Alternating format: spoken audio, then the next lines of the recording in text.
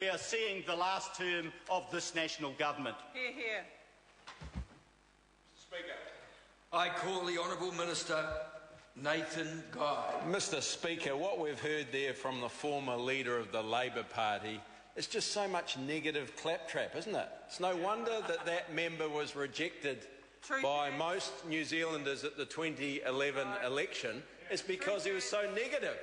Now, here we have this government in the budget of 2012, in very tough economic times, has delivered a very pragmatic budget for these economic times. When you look at the dark grey clouds gathering in Europe, and when you think about what they would do on the other side of the House if they were sitting over here in the Treasury benches, we know what they would do. They would spend more and increase taxes. Our debt would just blow out and balloon, and we would end up in a situation like many countries in Europe now. Some of the countries over there have 50% unemployment. We see now Spain, $100 billion bailout of their banks. These are the issues that New Zealand has to face. But over on the other side, you hear Phil Goff, the former leader of the Labor Party, so negative. Where's the aspiration? Where is the positive talk? There is nothing. There is nothing from the Labor opposition, whereby under the stewardship of the Finance Minister, Bill English, with the overwhelming support of our Prime Minister, we have delivered a budget that has been difficult to come together under these economic times, but where we have found new spending, reprioritised spending of about 4.5 billion reinvested into core public services. Now, most New Zealanders know, Mr. Speaker, that we have to tighten our belt. Most New Zealanders know that we have to rein in debt. Most New Zealanders know that we have to lift productivity and grow the economy. That's why it's great under this government that our economy has grown 9 out of the last 10 quarters. Isn't that fantastic? We are growing. When you look at the countries that we like to compare ourselves with, and those that I've just talked about in Europe, where they aren't growing, New Zealand is growing. We are going to grow a lot more jobs, about 150,000 forecast by Treasury in the next 4 years. In the last couple of years, the economy has grown 60,000 jobs.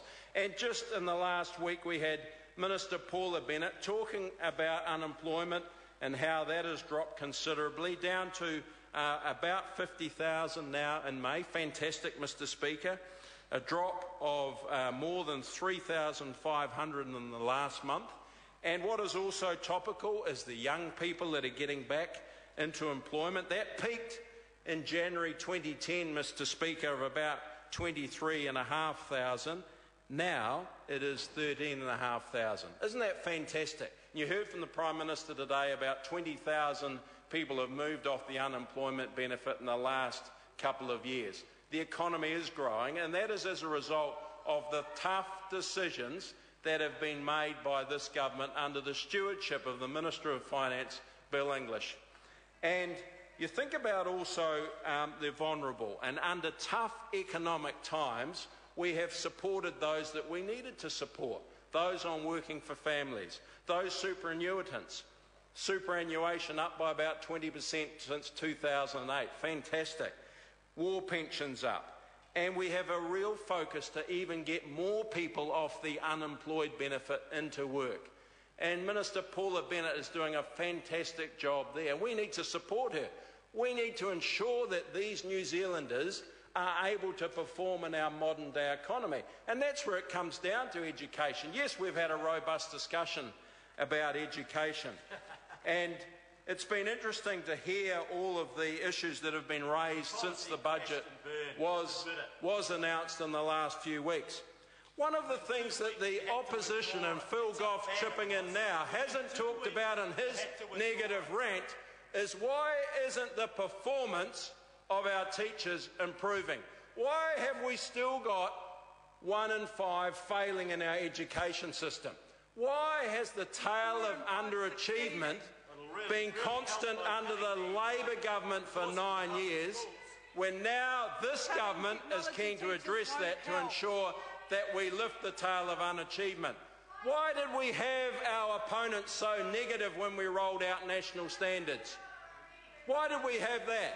And that was because they were supporting the teacher unions.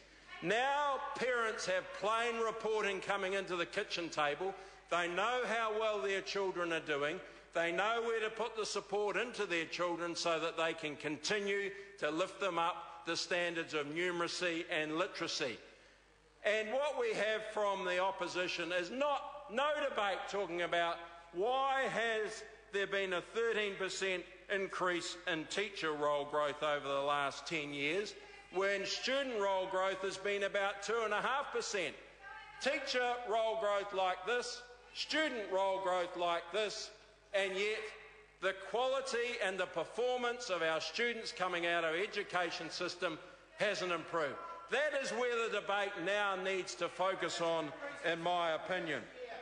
This has been also a great budget for health. $435 million extra invested in health, and also there's a lot more going into research and innovation, which is part of our economic growth agenda. And also we're putting more money into our assets as well. If you think about what's happening in our state highway network up and down the country, roads of national significance going through the consenting process that's being fast-tracked under this government, Transmission Gully, Waterview, all of these ones that would have taken probably about 5 years on average under the previous government, now put through an EPA process of about 9 months. My constituents in the Otaki electorate are saying bring it on for Transmission Gully, bring it on for the Kapiti Expressway, ensure that we can improve our safety performance on our state highway network, lift productivity, continue to grow our regional economic growth. But what we have from our opponents over there is such negative claptrap. They over there on Planet Labor are not aspirational at all.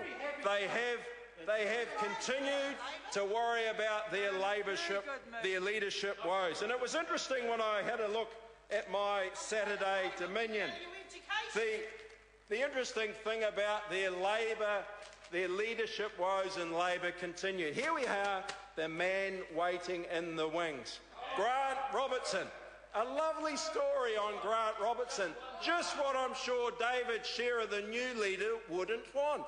Isn't it amazing where you have the battle of the three Davids still ongoing, and here you have Grant Robertson, the deputy of David Shearer, having a blow-by-blow piece on C3 in the inside on the Saturday Dominion. And what was interesting in here, Mr. Speaker, was that Mr. Robertson lives by 3 rules. The first one, Mr. Speaker, you might be interested to hear about, is treat others how you want to be treated. Well, I would have thought that's ironic that Grant Robertson wants to treat David Shearer in this way, with a full-blown article with a heading saying, "The man waiting in the wings." The Labor leadership woes continue. David Shearer continues to bumble and stumble and stammer and stutter his way through interview after interview. Grant Robertson is loading the deck chairs up there in the office. He's getting his staff appointed in. Mark my words, the end of the year, Grant Robertson will be the next leader of the Labor Party. Anyway, bringing back on to the issues about this very important budget that has been carefully crafted by the Minister of Finance and well received by most New Zealanders.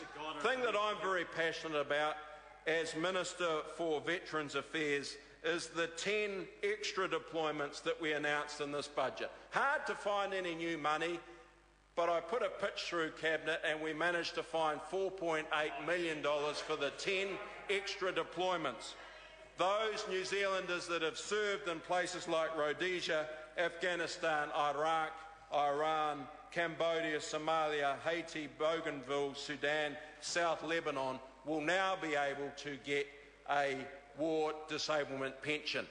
Fantastic initiative supported by this government in tough economic times. And importantly, when I wrap up, Mr. Speaker, this is a budget that has been well delivered, well received by New Zealanders, and thank goodness we've got a decent Prime Minister under John Key. I call the